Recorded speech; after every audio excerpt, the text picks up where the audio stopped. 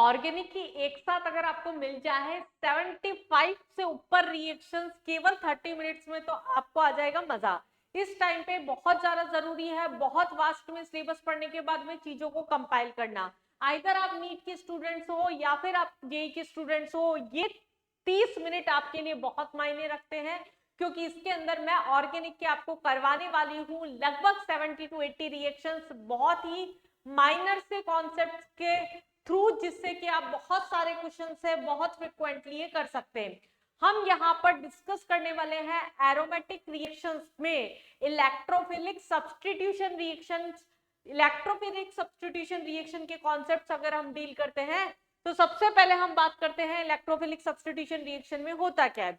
Basically अगर हम बात कर रहे हैं बेंजीन है, अगर किसी इलेक्ट्रोफाइल के साथ में अगर इसकी रिएक्शन करवाई जा रही है, कोई भी स्ट्रॉन्ग इलेक्ट्रोफाइल लाइक NO2+ हो गया, आपका SO3H हो गया, Cl+ हो गया, किसी के भी साथ में अगर रिएक्शन कराई जा रही है, तो आपका यहाँ से जो हाइड्रोजन होता है ये रिप्लेस होके यहाँ पर इलेक्ट्रोफाइल जो होता है आपका आके अटैक कर जाएगा और हाइड्रोजन यहाँ से निकल जाएगा। अब कहानी यहीं से शुरू हो जाती है कि हाइड्रोजन एक स्ट्रॉन्ग इलेक्ट्रोफाइल है, फिर भी वो उसको रिप्लेस कोई दूसरा इलेक्ट्रोफाइल कैसे कर पा रहा है। तो बच्चा यहाँ पर हमारे पास में जब बेंजीन पर हाइड्रोजन है तो आपका एक ही रेजोनेटिक स्ट्रक्चर बनता है, जबकि अगर कोई इलेक्ट्रोफाइल आके अटैक कर जाएगा तो 5 रेजोनेटिक स्ट्रक्चर्स बन जाएंगे, तो वो ज्यादा स्टेबल होगा, तो वो आपका इस तरीके से रिएक्शन कर देगा। ये रिएक्शंस आपको एनसीईआरटी के अंदर आपके मॉड्यूल के अंदर बड़ा चढ़ा के 5 करके 80 रिएक्शंस लगभग आपको इधर उधर फैला के दे रखी है, हम इसे समेट के यहाँ पर कंपाइल कर रहे हैं। सबसे पहले हमें 5 रिएक्शंस के कॉन्सेप्ट समझने, जिससे हम आने वाली 60 रिएक्शन से वो बनाने वाले हैं। फर्स्ट रिएक्शन हमारे पास में ESR के अंदर हम लेते हैं नाइट्रेशन। नाइट्रेशन बेसिकली क्या है, यहाँ हमें दो चीजें याद रखनी है, आपको रिएजेंट क्या लेना है और अटैक कौन कर रहा है, एज ए इलेक्ट्रोफाइल कौन बिहेव कर रहा है यहाँ पर आकर। नाइट्रेशन के अंदर आपका क्या है, डाइल्यूट HNO3 के साथ में कंसंट्रेटेड H2SO4 हम यहाँ पर यूज कर रहे हैं। डाइल्यूट की जगह अगर केवल बेंजीन है तो यहाँ पर हमारे पास में कंसंट्रेटेड H2HNO3 भी लिखा हुआ आपका हो सकता है। तो यहाँ पर बेसिकली क्या है, आपका NO2 ग्रुप जो होगा एज ए इलेक्ट्रोफाइल बिहेव करता है, हाइड्रोजन रिप्लेस होकर NO2 ग्रुप आ जाता है। तो आप कहीं पर भी ये कॉम्बिनेशन देख रहे हैं एरोमेटिक रिंग के साथ में डाइल्यूट HNO3 और कंसंट्रेटेड H2SO4, दैट मींस आपको NO2 को अटैक करवाना है वहां पर as a electrophile. I hope ये क्लियर हो गया होगा आपको। सेकंड हम बात करते हैं यहाँ पर रिएक्शन की सल्फोनेशन। सल्फोनेशन में बेसिकली हम कंसंट्रेटेड H2SO4 यूज करते हैं, जहां पर SO3H जो होगा आपका यहाँ पर क्या करेगा, एज अ इलेक्ट्रोफाइल बिहेव करेगा। तो जब भी बेंजीन रिंग के साथ या किसी भी बेंजीन के डेरिवेटिव के साथ में आपको कंसंट्रेटेड H2SO4 दिख रहा है, दैट मींस आपका वहां पर क्या है, SO3H जो होगा वो यहाँ पर आके अटैक कर जाएगा। तीसरी हम बात करते हैं यहाँ पर हेलोजिनेशन की। अगर हेलोजिनेशन की बात करते हैं, हम तो सोचते हैं हेलोजन तो स्ट्रॉन्ग न्यूक्लियोफाइल होते हैं, जनरली नेगेटिवली चार्ज होते हैं। तो बच्चा यहाँ पर क्या है, हमें देखना है इसके साथ रिएजेंट कौन सा है। हेलोजन के साथ में अगर एनहाइड्रस AlX3 या FeX3 है, तो वो क्या है, एक स्ट्रॉन्ग लुईस एसिड है, तो वो एक्सेप्ट करने की टेंडेंसी रखता है। तो हेलोजन में से यहाँ पर हमारे पास में क्या है, ये पॉजिटिव नेगेटिव हुआ, तो ये हमारे पास में नेगेटिव पार्ट जो होगा Al के साथ में मिलके AlX4- बना देगा, इसका ऑक्टेट कंप्लीट कर देगा। उसके बाद में यहाँ पर हमारे पास में जो इलेक्ट्रोफाइल निकला वो क्या हो गया, हमारे पास में हेलोजन जो निकला वो एज ए इलेक्ट्रोफाइल बिहेव करता है। तो यहाँ पर हेलोजन जो हो गया एज ए इलेक्ट्रोफाइल बिहेव करेगा, तो हेलोजन जो होगा यहाँ पर अटैकिंग स्पीशीज होगी, तो ये X ग्रुप जो होगा वो यहाँ पर आके अपना अटैक कर गया। नेक्स्ट इसके बाद में अगर हम बात करते हैं हेलोजिनेशन के बाद, तो फ्रीडेलक्राफ्ट एल्काइलेशन एंड एसाइलेशन। फ्रीडेलक्राफ्ट एल्काइलेशन के अंदर नाम से ही पता पड़ रहा है एल्काइल ग्रुप अटैक करना चाहिए। एल्काइल ग्रुप में हमने हेलोजन की जगह यहाँ क्या ले लिया, आपका RX ले लिया, एल्काइल हैलाइड ले लिया। जब इसकी रिएक्शन करवा रहे हैं हम एनहाइड्रस AlX3 या FeX3 के साथ, सिमिलरली लुईस एसिड की तरफ बिहेव कर रहा है, AlX4- निकला, तो R ग्रुप जो हो गया हमारे पास में यहाँ पर अटैकिंग स्पीशीज हो गई। जो R जो हो गया यहाँ पर वो कैसा कर रहा है, यहाँ पर again as a electrophile group attack कर रहा है। R ग्रुप आपका कुछ भी हो सकता है, CH3 C2H5, ये कोई भी कार्बन हमारे पास में यहाँ पर R ग्रुप की तरह यहाँ पर बिहेव कर सकते हैं। फॉर एग्जांपल अगर मैं बात करूं मिथाइल क्लोराइड के साथ में अगर रिएक्शन करा रहे हैं यहाँ पर AlX3 के साथ में की जगह AlCl3 ले लीजिए आप यहाँ पर, तो यहाँ पर CH3 जो होगा आपका वो आके अटैक कर जाएगा। तो ये हमारे पास में क्या हुई, एल्काइलेशन हो गई। अब नेक्स्ट बात करते हैं हम यहाँ पर एसाइलेशन की। एसाइलेशन में हमें पता होना चाहिए पहली बात तो CH3CO ग्रुप जो होता है वो एसाइल ग्रुप होता है। कोई भी ऐसा रीजन ढूंढेंगे जिसके अंदर एसाइल ग्रुप लिबरेट हो सकता होगा पॉजिटिवली चार्ज बनके। तो हमने बेसिकली यहाँ पर क्या किया, CH3COCl ले लिया, एनहाइड्रस वही AlCl3 के साथ में यहाँ पर। तो उस कंडीशन में CH3 पे यहाँ पर क्या आ गया, COCH3 पे पॉजिटिव चार्ज आ गया, Cl जो हो गया वो HCl के साथ में यहाँ पर साइड में निकल गया। सिमिलरली अगर हमने एसिटिक एनहाइड्राइड लिया, अब कुछ बच्चों को नाम नहीं याद रहते तो यह ध्यान रखना CH3COOCOCH3 ये आपका क्या होता है, यहाँ पर एसिटिक एनहाइड्राइड होता है। अगर इसके साथ में हम इसकी रिएक्शन करवा रहे हैं तो आपका प्रोडक्ट जो होगा वो यहाँ पर फॉर्म हो जाएगा। तो एसीटोफिनॉल यहाँ पर ऐसे प्रोडक्ट होता है, जैसे फॉर एग्जांपल अगर हमारे पास आ गया बेंजीन इज कन्वर्टेड इनटू एसीटोफिनॉल, तो नाम देख के क्वेश्चन नहीं छोड़ना है, आपको कंपाउंड का नाम यहाँ पर याद रखना चाहिए। तो ये 5 रिएक्शन थी। 5 रिएक्शन का बेसिक कॉन्सेप्ट, रिएजेंट क्या है, अटैकिंग स्पीशीज एज इलेक्ट्रोफाइल कौन बिहेव कर रहा है। अब इन 5 रिएक्शन को चैप्टर वाइज कैसे अप्लाई करना है या फिर इसको हम आगे कैसे यूज करते हैं, चलिए समझते हैं। अगर हमारे पास में जैसे फिनॉल के साथ में डाइल्यूट HNO3 आ गया, अब ये एक नई रिएक्शन हो गई हमारे लिए, हमने तो अभी फिनॉल पढ़ा ही नहीं है, लेकिन हम इसे कर सकते हैं कैसे। फिनॉल क्या है, हमारे पास में OH ग्रुप है, ये क्या हो गया आपका इलेक्ट्रॉन देने वाला हो गया, मतलब ये क्या शो करेगा, यहाँ पर आपका +R शो करता है, +R शो करता है, इसका मतलब नेगेटिव चार्ज रेजोनेटिक स्ट्रक्चर बनाएंगे तो ऑर्थो और पैरा के ऊपर आएंगे। अगर ऑर्थो पैरा पे आएंगे तो इसका मतलब जो इलेक्ट्रोफाइल है उसको तो चाहिए, अगर चाहिए तो वो कहाँ जाके अटैक करेगा, ऑर्थो पैरा पे अटैक करेगा। तो अगर कोई +R वाला ग्रुप बेंजीन पर प्रेजेंट है और पांचों में से कोई भी रिएक्शन आपकी कराई जा रही है तो वो ऑर्थो पैरा डायरेक्टिंग आपके प्रोडक्ट बनाएंगे, मतलब NO2 आपका पैरा पे और ऑर्थो पे आके यहाँ पर अटैक कर जाएगा। This is para and ortho directing products, जिसके अंदर पैरा जनरली क्या होता है, मेजर प्रोडक्ट होता है, क्योंकि क्रिस्टल लैटिस में फिट होने के बाद में पैरा का मेल्टिंग पॉइंट जो होता है आपका ज्यादा होता है। अगेन हम नेक्स्ट रिएक्शन पे आते हैं, अब एल्डिहाइड पर आ गए। फॉर एग्जांपल अगर हम बेंजल्डिहाइड के साथ में यहाँ पर इसकी रिएक्शन करा रहे हैं तो CHO क्या है आपका -R वाला ग्रुप है, ये रिंग में से इलेक्ट्रॉन अगर अट्रैक्ट करता है तो इसका मतलब ये इलेक्ट्रॉन डेंसिटी आपकी ऑर्थो और पैरा पे क्या कर देगा, बच्चा यहाँ पर डिक्रीज कर देगा। अगर कहीं इलेक्ट्रॉन डेंसिटी पहले से कम है तो फिर वहां इलेक्ट्रोफाइल अटैक नहीं करेगा, कहाँ करेगा, जहां उसके रेस्पेक्ट में ज्यादा है। तो इलेक्ट्रोफाइल यहाँ से NO2 ग्रुप जो निकलेगा वो क्या करेगा, आपका मेटा पे जाके अटैक करेगा। तो एल्डिहाइड के अंदर कोई भी रिएक्शन आ रही है तो आपको मेटा डायरेक्टिंग प्रोडक्ट बनाने हैं। अब अगर हम एक और एग्जांपल ले लेते हैं, अगर OCH3 के साथ में रिएक्शन करा रहे हैं, देगा ये, अगर दे रहा है एसाइलेशन करवाया तो हमने क्या किया, यहाँ पर COCH3 ऑर्थो और पैरा पे अटैक करा दिया। अगर ऑर्थो पैरा पे अटैक करा रहे हैं, अब जैसे ये नाम है थोड़ा सा कॉम्प्लिकेटेड दिखता है पर इजीली हम लिख सकते हैं, पैरा पोजीशन पर आपका क्या है, मिथॉक्सी ग्रुप प्रेजेंट है और बेंजीन पे COCH3 तो आप क्या बोल रहे हैं इसे, एसिटोफिनॉन। तो पैरा मिथॉक्सी एसिटोफिनॉन, नाम देख के क्वेश्चन नहीं छोड़ना है बिल्कुल भी, ये चीज ध्यान रखिएगा। तो ये हमारे पास में कुछ एग्जांपल्स हुए। अब हम करते हैं इसका समेटा समेटी, कैसे ये रिएक्शंस आपकी 50 से 60 रिएक्शंस कवर करा देती है, इसका कॉन्सेप्ट अब हम समझने वाले हैं। चलिए यहां समझते हैं, अगर हमारे पास में कोई भी ग्रुप है बेंजीन पे, या तो +R वाला होगा जनरली या -R वाला होगा, और दोनों नहीं कर रहे तो वो ESR में नहीं जाएगा। अगर हमारे पास में कोई +R वाला ग्रुप है तो जब हम रेजोनेटिक स्ट्रक्चर्स बनाते हैं तो आपके ऑर्थो और पैरा पे नेगेटिव चार्ज आता है, ऑर्थो पैरा पे नेगेटिव चार्ज आ रहा है, मतलब वहां पर इलेक्ट्रॉन डेंसिटी आपकी बढ़ रही है। अगर इलेक्ट्रॉन डेंसिटी वहां पर बढ़ रही है इसका मतलब वो क्या हो गए, ऑर्थो पैरा डायरेक्टिंग हो गए।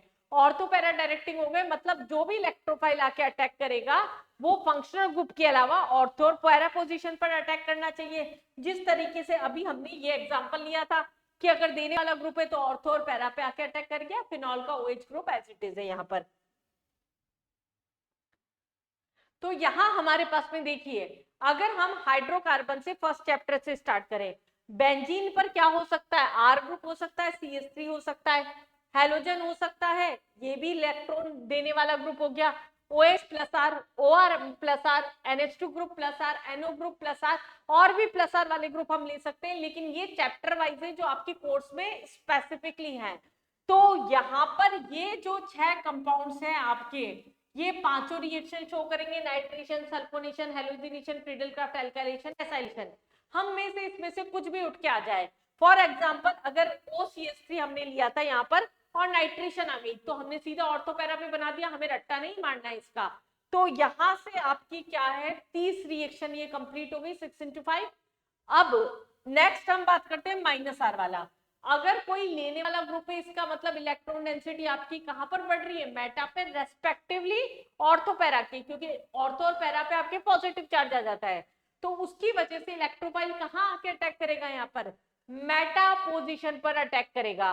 तो जो भी प्लस आर वाले की जगह माइनस आर वाले आपके ग्रुप है, उन सब में मेटा डायरेक्टिंग प्रोडक्ट बनेंगे।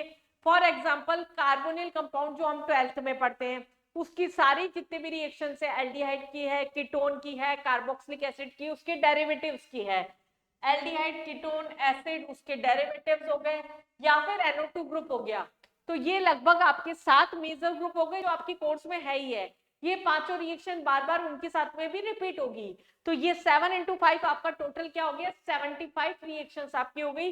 5 बेसिक रिएक्शन आपकी थी, तो 5 बेसिक बेंजीन की रिएक्शन, 30 ये रिएक्शन, 35 ये रिएक्शन, इस तरह से आप 70 रिएक्शंस का पूरा कॉन्सेप्ट बिल्कुल दिमाग में सेट रख सकते हैं। आपको बार बार अलग अलग पेज उठा के इनको रट्टा मारने की जरूरत नहीं है। तो एरोमेटिक की मैक्सिमम रिएक्शंस आपकी यहाँ पर कवर हो जाती है। अब यहाँ पर भी कुछ वेरिएशंस आ जाते हैं, कुछ केसेस है जहां पर प्रोडक्ट्स अलग बनते हैं या क्या चेंजेस आते हैं, उनके एग्जांपल्स भी हम यहीं पर ले लेते हैं जिससे आपको अलग से ना पढ़ना पड़े।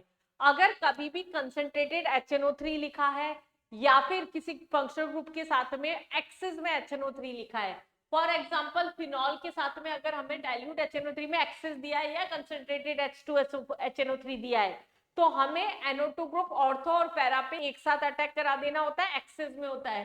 तो यहाँ पर हमारे पास एक साथ अटैक करा देते हैं, और ये जो कंपाउंड है फॉर्म होता है, एक रिपीटेड क्वेश्चन है हमारे पास में, पिक्रिक एसिड इसे हम बोलते हैं। पिक्रिक एसिड का यहाँ पर क्या होता है, फॉर्मेशन हो जाता है, जो कि हाईली एसिडिक होता है। आपने एसिडिक कैरेक्टर के क्वेश्चंस भी किए होंगे, उसमें देखा होगा बार बार ऑप्शन में आता है पिक्रिक एसिड, जो कि हाईली एसिडिक होता है फिनॉल के केस में। चलिए उसके बाद में अगर हम बात कर रहे हैं एक्सेस ऑफ ब्रोमीन की प्रेजेंस में अगर रिएक्शन करा रहे हैं, सिमिलरली Br तीनों जगह अटैक कर देगा आपका। अगर हम यहाँ पर 2 फंक्शनल ग्रुप आ गए, तो हम कैसे डिसाइड करें कि किसके रेस्पेक्ट में लगाए, क्या लगाए, तो वो समझिए अब एक बार। अगर हमारे पास में जैसे NH2 ग्रुप है, यहाँ पर NH2 ग्रुप क्या करेगा, इलेक्ट्रॉन रिंग में देगा, इसका मतलब वो ऑर्थो पैरा डायरेक्टिंग होगा आपका। लेकिन इधर नीचे क्या है, NO2 ग्रुप है जो कि इलेक्ट्रॉन खींचेगा, इसका मतलब ये आपका क्या होगा, मेटा डायरेक्टिंग होगा। तो मेनली क्या है, मेटा पोजीशन पर आके कोई भी चीज अटैक करनी चाहिए। तो यहाँ क्या है आपका Br जो होगा वो क्या होगा, मेटा पोजीशन पर आके अटैक कर देगा। तो इसको हमें 2 ग्रुप प्रेजेंट है तो घबराना नहीं है, कॉम्प्लिकेटेड थोड़ा सा कॉम्प्लेक्स करके दे दिया जाए तो भी हमारा कॉन्सेप्ट अगर क्रिस्टल क्लियर है तो हमें यहाँ पर अटकने की बिल्कुल भी जरूरत नहीं है। और अगर हम बात करते हैं फिनॉल के कुछ और स्पेसिफिक केसेस की, लाइक फिनॉल जो होते हैं वो ऑर्थो पैरा डायरेक्टिंग प्रोडक्ट नहीं बनाते एसाइलेशन में। क्यों, क्योंकि फिनॉल जो होता है आपका हाईली एसिडिक होता है नेचर में। हाईली एसिडिक होने की वजह से ये H+ जो होगा वो यहीं से रिलीज हो जाता है, यहाँ पर कहीं से H जो होता है वो इसका हाइड्रोजन जो होता है वो रिप्लेस यहाँ से नहीं होता। तो बेसिकली फिनॉल हाईली एसिडिक होने के कारण एसाइलेशन के अंदर ऑर्थो पैरा पे प्रोडक्ट ना बना के H जो होगा फिनॉल में से H हट के यहाँ पर COCH3 अटैक कर जाता है। अब इससे ज्यादा क्वेश्चन इसका सेकंड वाले क्वेश्चन का आता है, ये हमारे पास में OH और COH है। ये आपके अगर आपने 12th कंप्लीट कर लिए तो आपको पता होना चाहिए, दिस इज सैलिसाइलिक एसिड, जो कि कॉल्वे रिएक्शन में और रिमन-टिमन रिएक्शन में आपके मेन प्रोडक्ट जो होता है वो फॉर्म होता है। तो सैलिसाइलिक एसिड का अगर हम एसाइलेशन कराते हैं तो भी यहाँ पर H हट के COCH3 आ जाता है, और ये जो कंपाउंड है इसका नाम आपका क्या है, यहाँ पर एस्प्रिन है। तो बेसिकली ये हमारे पास में क्या है, एस्प्रिन का फॉर्मेशन करता है। तो ये हमारे पास में कुछ हटके अलग से रिएक्शंस हो गई जो कि स्पेसिफिक है। एक रिपीटेड क्वेश्चन आता है आपका एनिलीन से। एनिलीन जो होता है, एनिलीन क्या बच्चा, एनिलीन मैं बोल रही हूँ यहाँ पर NH2 ग्रुप प्रेजेंट है अगर, तो ये फ्रीडल क्राफ्ट रिएक्शन जो होता है वो शो नहीं करता। ये फ्रीडल क्राफ्ट रिएक्शन क्यों शो नहीं करता?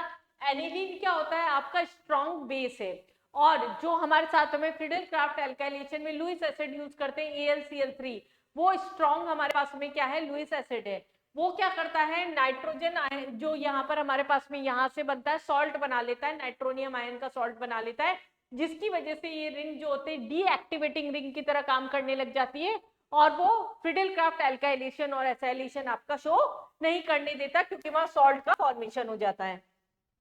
सिमिलरली अगर हम बात करते हैं एनिलीन की ही, अगर नाइट्रेशन करा रहे हैं, हमें पता है ये देने वाला ग्रुप है, अगर ये देने वाला ग्रुप है तो उस कंडीशन पे ऑर्थो और पैरा पे प्रोडक्ट बनने चाहिए थे, लेकिन यहाँ पर ये मेटा डायरेक्टिंग प्रोडक्ट भी बना देता है अगर ये डायरेक्ट नाइट्रेशन कराया जा रहा है तो। अब ऐसा क्यों हो रहा है, मेटा डायरेक्टिंग क्यों बना रहा है ये हमारे पास में, क्योंकि जैसे ही लोन पेयर दे रहा है तो यहाँ पर नाइट्रोजन के ऊपर पॉजिटिव चार्ज आ जाता है, तो वो जो एनिलियम आयन आपका बनता है वो एज अ डीएक्टिवेटिंग ग्रुप काम करने लग जाता है, मेटा डायरेक्टिंग हो जाता है, इसकी वजह से मेटा पे भी आपका NO2 ग्रुप जो होगा वो आके अटैक कर जाएगा। तो यहाँ हमारे पास में ऑर्थो मेटा पैरा तीनों प्रोडक्ट्स यहाँ पर फॉर्म होते हैं अगर आपने डायरेक्ट नाइट्रेशन कराया।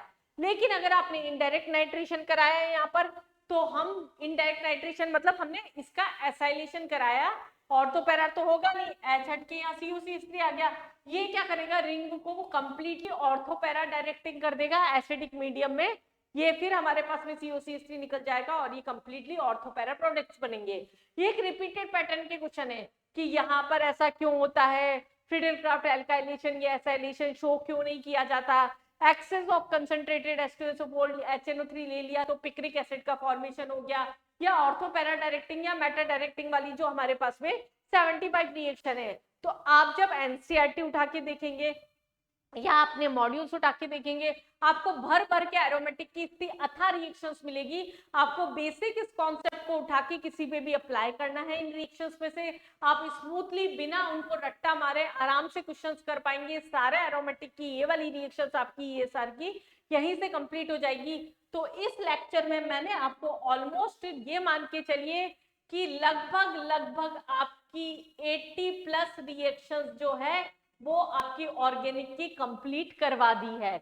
अब इसको थोड़ा सा अप्लाई करने में देखिए, जैसे बेंजीन है ABXYMN सब गायब है, हमें बोला पैरा नाइट्रोक्लोरोबेंजीन मेटा नाइट्रोक्लोरोबेंजीन, हम अप्रोच कैसे डेवलप करें, हमने बना लिया बेंजीन और हमने लास्ट कंपाउंड बना लिया यहाँ पर मेटा और पैरा नाइट्रोक्लोरोबेंजीन। अब देखिए अगर हम पहले हाइड्रोजनेशन करा देंगे तो ये क्या होगा, देने वाला ग्रुप होगा, अगर ये देने वाला ग्रुप होगा तो उस कंडीशन में ऑर्थो और पैरा दोनों पे अटैक कर सकता है, तो पैरा पे हमने अटैक करा दिया नाइट्रेशन करा के NO2। लेकिन अगर दोबारा हेलोजिनेशन हमने पहले ही करा दिया तो वो पैरा डायरेक्टिंग ही होगा, लेकिन हमें चाहिए मेटा डायरेक्टिंग, तो यहाँ हमने क्या किया, पहले नाइट्रेशन करा दिया तो NO2 ग्रुप अटैक कर गया, फिर हमने उसका हेलोजिनेशन कराया तो वो अपने आप क्या हो गया, मेटा डायरेक्टिंग। इस तरह से हमें क्वेश्चंस में अप्रोच डेवलपमेंट करनी पड़ेगी। कभी कभी ऐसा होता है ABCD पूछ लेंगे आपसे क्वेश्चन में और सीक्वेंस पूछ लेंगे, किस सीक्वेंस से आपका करेक्ट प्रोडक्ट जो होगा वो फॉर्म होगा। तो इस तरह से हम ऑर्गेनिक को एंड टाइम पे पूरी तरीके से छोटा छोटा पार्ट करके कंप्लीटली समेट सकते हैं बहुत ही स्मूथली। अगर आपको इस लेक्चर से लगता है कि नहीं हाँ भाई हमारी सही में 80+ रिएक्शन कंप्लीट हो गई, आप फटाफट से चैनल को सब्सक्राइब कर लीजिए। कमेंट सेक्शन में मुझे बताइए आपको क्या और भी बची हुई सारी ऑर्गेनिक की रिएक्शंस, एलिफैटिक की पर्टिकुलर नेम रिएक्शंस इसी तरीके से कंप्लीट करनी, अगर हाँ तो चैनल को सब्सक्राइब करिए, कमेंट करिए। मैं आपके लिए आगे एलिमिनेशन, सब्स्टिट्यूशन उन सब की जोड़ा तोड़ी करके एक पूरा का पूरा फ्लो चार्ट लेते हुए नेक्स्ट रिएक्शंस लेके आऊंगी, पर रिक्वायरमेंट हुई तो बच्चा मिलते हैं नेक्स्ट लेक्चर में नेक्स्ट वीडियोस के साथ। तब तक लगे रहिए, डटे रहिए अपनी तैयारी में।